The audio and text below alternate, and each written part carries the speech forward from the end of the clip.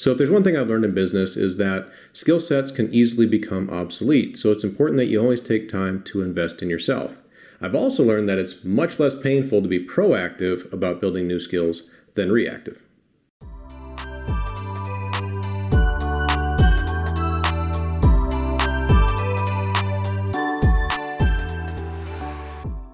Hey everybody, welcome back to the channel. Be sure to hit that like button and subscribe. So I want to talk about the importance of always building your skills and finding time to improve yourself in some way, shape, or form.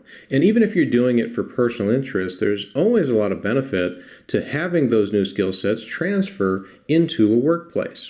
And when you take the time to be naturally curious about things and really develop yourself and build your skill set, it sends a message to your employer that you're willing to embrace change, that you understand the importance of not sitting still. Because when you think about all of the different things that are changing in our environment, 20 years ago, the internet was barely a thing. And then all of a sudden we had the internet explosion. And then you have a tech explosion. Now we're into this whole new phase of artificial intelligence. And how business was done 10, 15, 20 years ago is nothing like it's done today.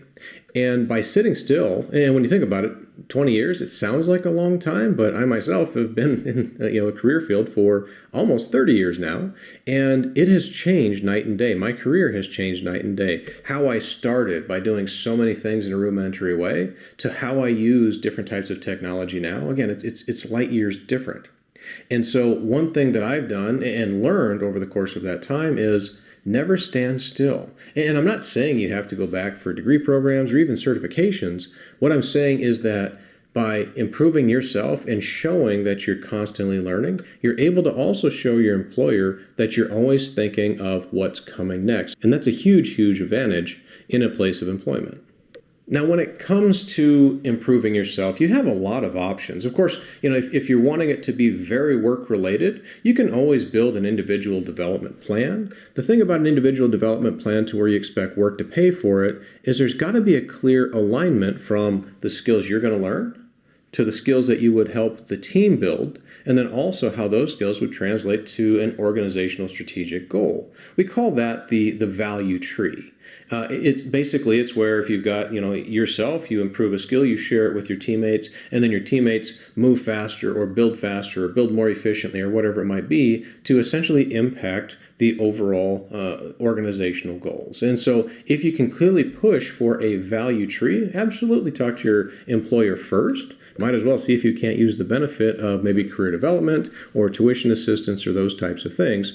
However, even if there's not a clear line of how the value moves directly from you to team to the broader organization, always take the time to try to find a way to leverage a new skill set.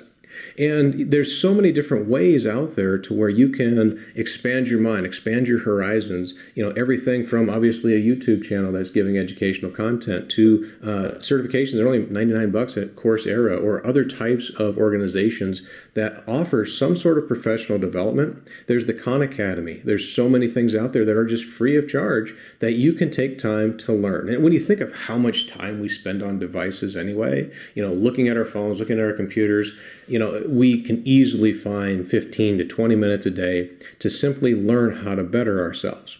And I'll give you an example of how I did this for myself. So many things now are moving to AI.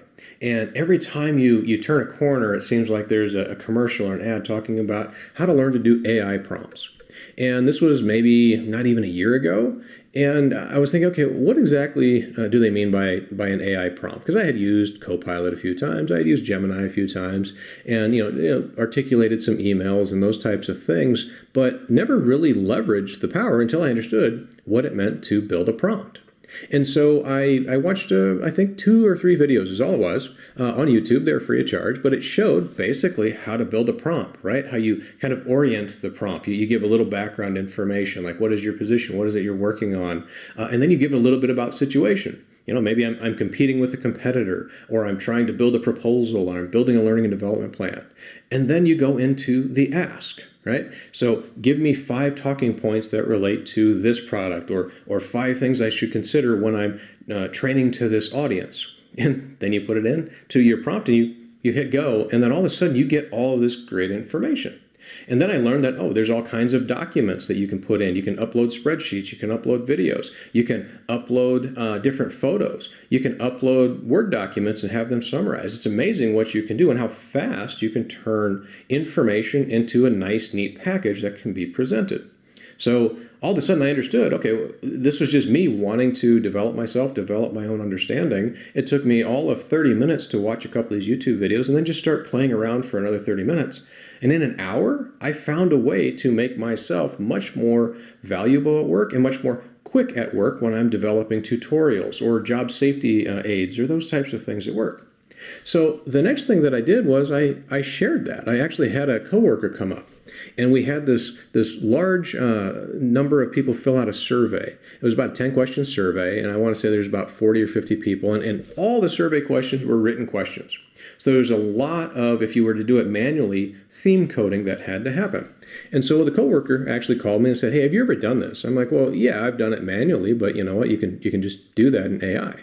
And so I still remember I was actually driving down the highway talking to this young lady, and I'm like, okay, go to Copilot and type in that you're an HR representative, and you just had a survey done by a bunch of our technicians, our mechanical technicians, and these were the questions. And please summarize these responses with the most frequently cited issues and then categorize them as either positive or negative, and then give some action items on how we can move corrective actions forward. And I told her just write that, copy and paste each question individually, and then ask for it to be summarized on a table. And in 10 minutes, this entire, and you can imagine if there's 50 of these surveys, 10 questions each, right? I mean, you have hundreds and hundreds of lines of responses that you'd have to go through manually, try to come up with a common theme, try to interpret everything, and in 10 minutes, that all day or maybe 2-day process was done. And so essentially what we were able to do is move that forward quicker, give that back to that manager who needed those results, and really have almost a complete implementation plan of what some of the top wins should be, where we should start, what things were positive, what things were negative. It was amazing. By just me taking 30 minutes, learning something myself, coworker happened to ask me and said, hey, can you help me with this? I shared my knowledge, and instead of her wasting 2 or 3 days of time trying to figure it out, being the first time that she had done it, in 10 minutes she was able to give something polished to the manager to actually be actionable items and put into place that quickly. And it all came from being a little bit curious, wanting to simply improve myself, but then also being able to share it. And so when you improve yourself, it's kind of like when you think of taking a rock and you throw it into a pond. In that pond, there's a big splash, right? That's your splash. That's your knowledge happening. But then there's this ripple effect. And that first ripple was being able to help my coworker, who then was able to help the manager. I also had another chance to take that same learning. At the place that I work at, I do these little video messages, kind of like a video newsletter. And we have about 600 people at our place of employment. And usually I get 50 or 60 views on it because I can track the views, and just whether it be a nugget of here's how you set up a Teams meeting, or here's how you set up your out of office automatic email responses. And I went ahead and said I'm going to do a video on how to do an AI prompt. And so I put it together. It's like a 2 or 3 minute tutorial, and just sent it out to everybody. And lo and behold, I had about 200 views out of 600 people view that particular tutorial. And what I was thinking to myself was, wow, normally I get 50. If I'm lucky, I get 75 or 100. I got 3 to 4 times that because the information, it was certainly sought after. People were interested in it.